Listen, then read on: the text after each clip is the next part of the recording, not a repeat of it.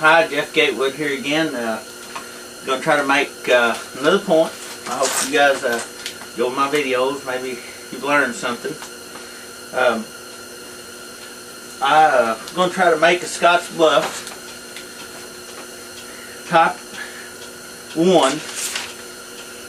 Here's some pictures of some in this Overstreet book. I'll show you some I've already made. Show you these pictures. Get my remote over here. Okay, right here is a Scottsbluff Type 1. And the Type 2 is real similar, which is on this other page. I don't see it very well, but I like the Type 1. I tend to favor the broader base Scottsbluff. I have 2 castings that I have been able to find, and right here's one. It's a Scottsbluff Type 1. I ordered this from Lithic Casting Lab. I did have a whole bunch of castings, and I guess somebody thought they were real arrowheads and stole them. But anyway, I do have a few left. Among them are these 2 little Scottsbluff castings. And this is a small, real small. You can see my finger will cover up the base. It's fairly long. I'd say 3.5 inches long. It's got a median ridge, a little bit, but it's fairly thin. This Scottsbluff here is quite a bit thicker. It's got a really nice median ridge down the center. It's got beautiful flake patterns. And notice in the base it's flaked here and here. Now I don't have a piece of flint today to make one like that. But here's a few Scottsbluffs I've made recently. This Scottsbluff here, I'll blow it up just a little bit to show you this one. This is made out of Hickston. It's also pretty thin, got a median ridge. Right, here's another one made out of knife river. I like knife river. And this one here has a median ridge. It's not quite as narrow as them other 2. It's got the wider base. I probably favor the wider bases because the ones that I've seen around here are wider. Right here's another one. This is another knife river Scottsbluff. Notice the flakes at the base. There's no flakes going this way, except for that they've been covered by flakes going across the base, which is the proper way to make a Scottsbluff. Right here's a very pretty one. I'm not even sure what type of flint this is, but I love this flint. I'm thinking it may be Comanche County, but I'm not sure. But again, these are really thin points, and they have a real distinct flake pattern across here. They have a parallel flaking, pressure flaking, and it's really thin. It's got a median ridge, thin base. Zoom back out and see what I got here. I've got a couple pieces of knife river that I found. Here's one right here. This is a rough, chunky. It won't make but about a I'd say 3.5 inch Scottsbluff.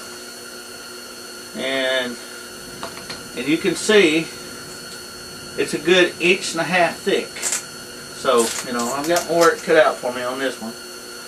I'm going to point this camera at my leg and see what I can do. Hopefully I get a Scottsbluff out of this. I hope you guys are enjoying my videos. Got my tools out. Of course, I start off with a good old piece of moose leather. I bought this at Water Creek Nappian last year, and I'm really proud that I did.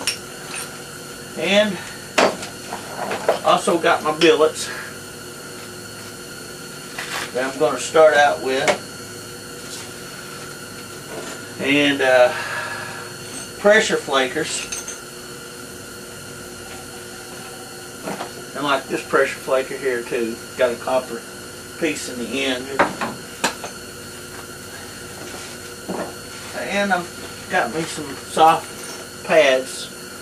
I used to use the hard rubber, and I have nothing against that, but I prefer soft pads anymore. I don't know exactly how I got that transition, but I did. And also, right here, my last tool I need is a good cup of coffee. Alright, let's get started here. I like making Cody complex style points every now and then. They're a different style. They're fairly old. They're nearly as old as Clovis points. And you gotta be careful. I'm trying to set me up a platform to knock some of this thickness off.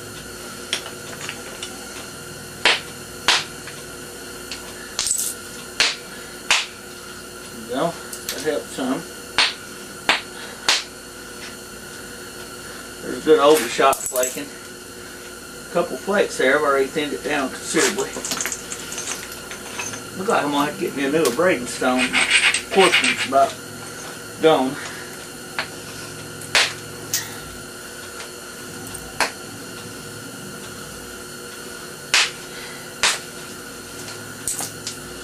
Alright. See if I can. Tricky part of this, kind of pinch the edge here, because that right there will break off real easy. And this piece is not very big, so I don't want to lose any length that I got a little width I can play with, but my length I need to really be careful. Right here is blow this up a little.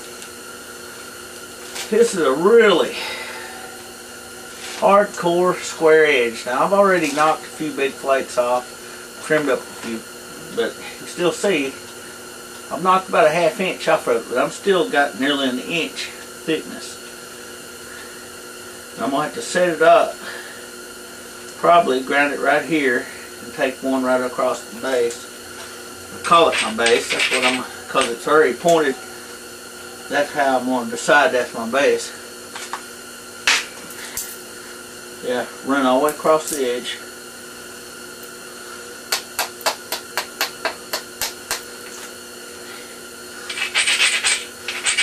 There's me a platform right here. So I ground it. I'm going to run one right through there. Try it again. There we go. See, that flake started here, went completely across. It took out a lot of problems for me. Still got this little spot right here. It's kind of a hinge. If I'm not careful, that little piece there will break that tip off.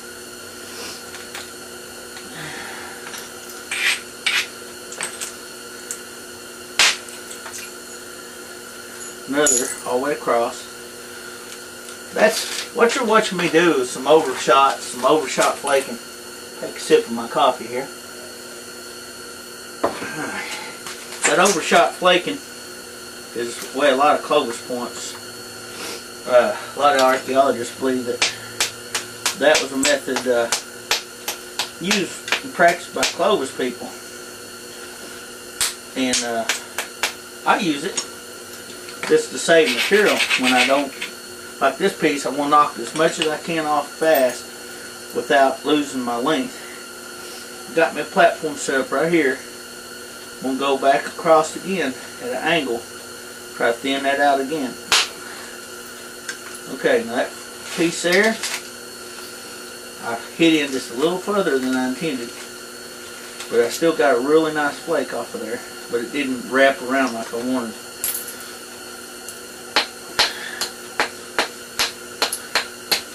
If any of y'all have ever worked much Knife River, you know that has a tendency to tone it really bad.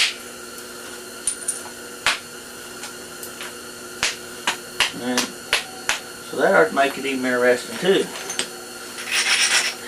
See how I get around some hinges and toenails. There was a good wraparound flake.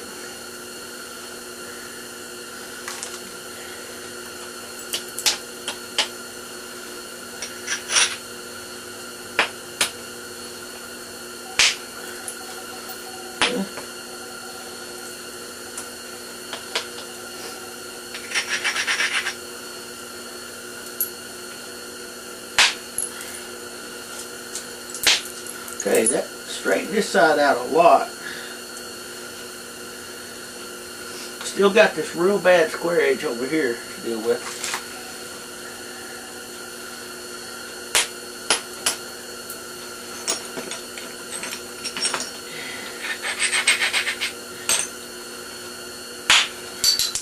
That was a really nice flake. I struck it here and it feathered out. Feathered that whole entire system. That flake went that far. And it covered this almost half the side right there. Okay.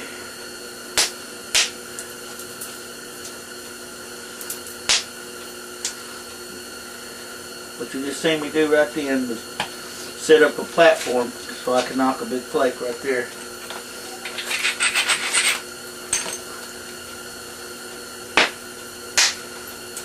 Okay. Just barely catching the edge. Again, I have to be, that went to right here.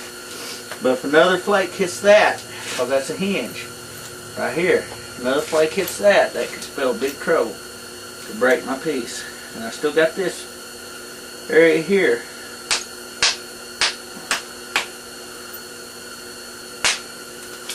Okay.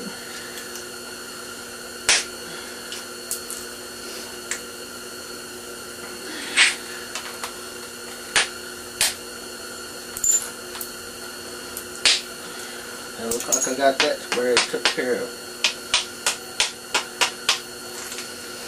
Okay, before we go any further, I'm going to have to address this issue right here. I got to fix that, or this piece could be a total failure. It may be anyway, we'll find out. Okay, I hit it. Here's my plate. Stick it back in place.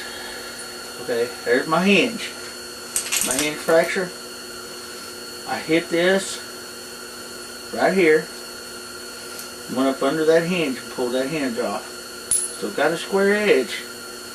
My hinge is mostly gone. Okay, I'm going to set this up.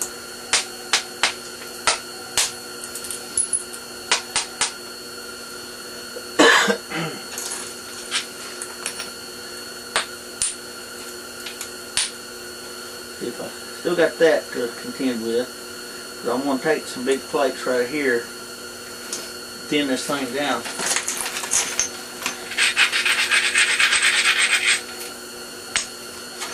Yeah, this is a big bopper, big flake.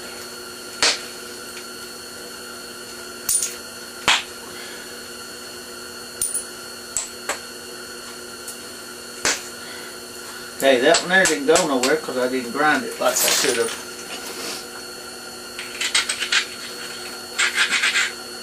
There was a little grind left on it, but not enough. Okay. Overshot flake right there. Right here. Bit part of the other side off, which is alright because I'm making a Scottsbluff. If I'd been making a wider style point, that would have been a mistake. Because then I'd been wanting to conserve my width. And I still got the square edge on the end. I will address that here in a little bit. Right now I'm mostly concerned with thinning it.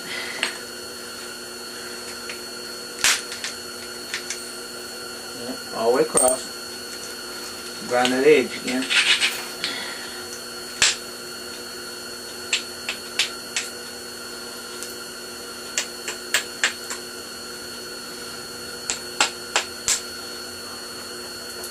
Still got a little cortex left on this thing.